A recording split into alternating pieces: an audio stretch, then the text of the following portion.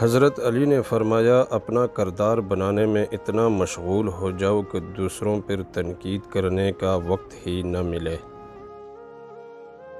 وہ لوگ جو کسی کا برا نہیں چاہتے، اللہ تعالیٰ ان کو ایسی منزلیں عطا فرماتا ہے جو ان کے گمان میں نہیں ہوتی۔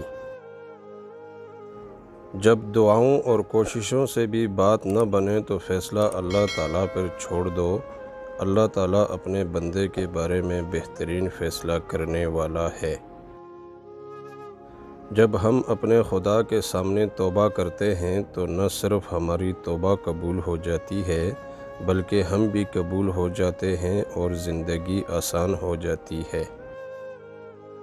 ضروری نہیں انسان کچھ پا کر ہی خوشی محسوس کرے، بعض اوقات اللہ تعالیٰ کی خاطر کچھ چھوڑ دینے سے بھی خوشی ملتی ہے، چاہے وہ بری عادت ہو، برے خیالات ہوں یا اپنے رب کی مقرر کی ہوئی حدود سے آگے نہ بڑھنا ہو۔ انسان ہر فکر اپنے ذمے لے لیتا ہے، ان کاموں کی بھی جو اس کے اختیار میں نہیں۔ اپنی ہر طلب اللہ سے مانگو اور قبولیت کا مکمل یقین رکھو۔